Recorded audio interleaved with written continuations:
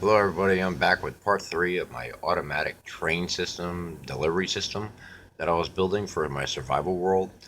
JR Gaming, if you want to know, to look up the link for anybody on there that don't know me. I just started a month ago. This is my maybe 25th, 24th upload.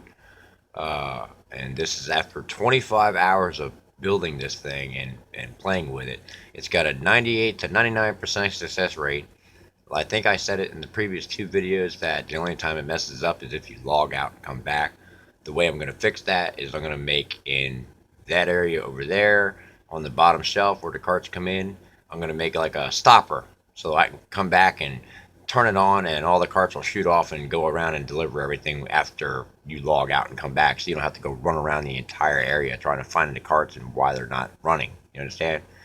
98% success rate, meaning that when you log out, sometimes the cart gets stuck here, or it gets stuck picking up items. And I've had that happen with all the engines, so it's not like it can't be taken care of.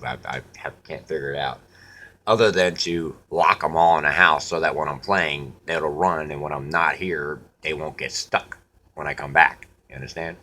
So anyway, how this works is there's two tracks going up, hits a detector rail that I found online. This engine here, underneath the not this thing on top, but the engine underneath. It comes out two redstone, another redstone, and like a stairwell going down. Two redstones going into a block that's 3 blocks down. Is a redstone torch on the other side of that. Okay.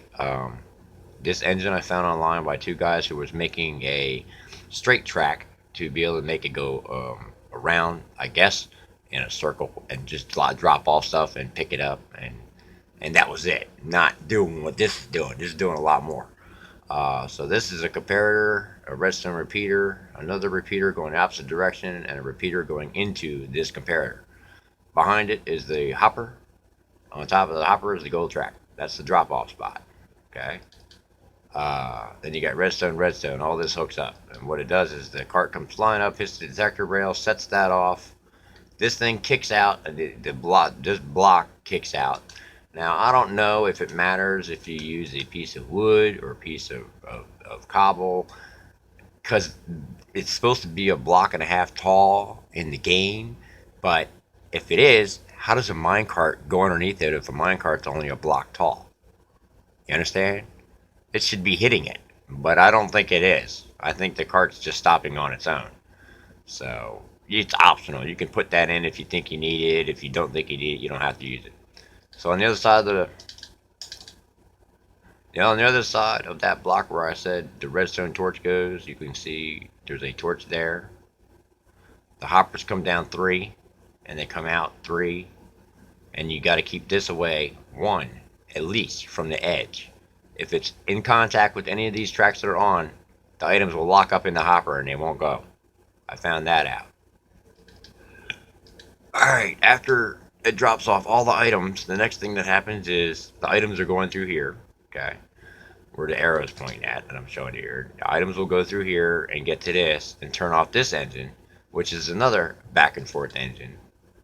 Okay, there's a side view of it. Anybody can build. Here comes when here's a melon's getting ready to be delivered. I already seen the track take it into the house, so I know.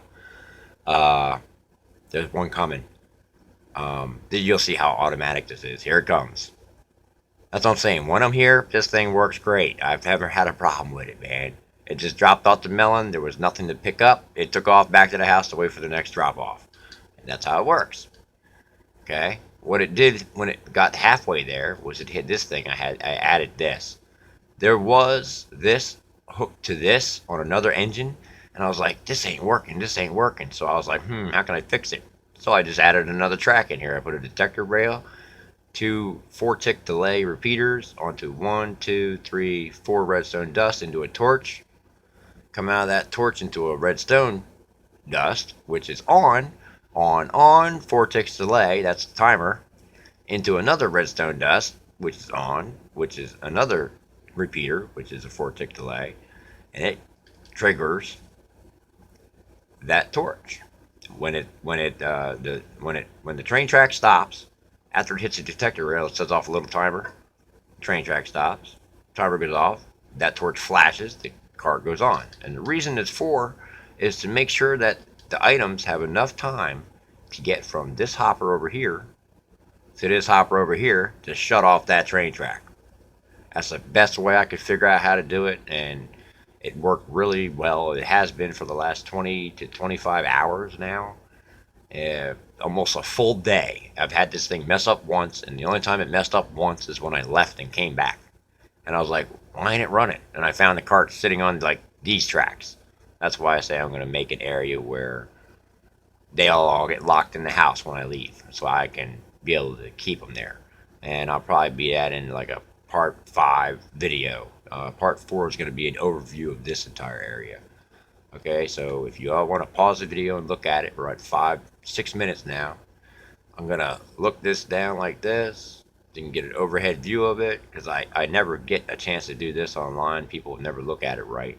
At least, not the way I like to look at it.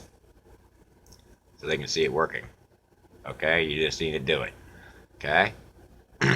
Underneath, you can build this underground, up in the air, anything. There's nothing underneath, but make sure wherever you build it at, wherever your input for your house is, you got to have a sorting machine. So make sure you're able to fit them sorting machines into your house. Now, you can have this hopper system going through your house. My idea is to make it as short as possible to give the items enough time, so that timer gives it enough time to get to this hopper. Because if you don't, it ain't going to drop off nothing. It's just going to keep going around in circles. I had that happen before. I've seen it. Okay? So that's how all that works. And I'll go on the other side and show you that's exactly the same. It's just opposite. So you know. There's no difference between the track on the other side and this track here. They're both exactly the same. So that's how I know this thing works at 100% to 98 to 100% success rate, which is good enough for my survival world. Okay? I'll give you an idea. This is 15 hours on a 6-cell farm on this track. Not bad. I can make a town of melons. Or I can make a town of pumpkins. 6 cells made this in 20 hours. And I wasn't trying to make it. It just happened, man. So, like I said, this thing works really, really, really well. So, if you want to build it, have fun with it. And I hope you enjoyed the video. One more giant overview if you want to get a last view of it. I'll turn left and right. The camera's a little close. Okay, yeah, one last big overview of it. If you want to get a picture of it all, draw it all out. Okay, alright, I'll talk to you later. Have a good night.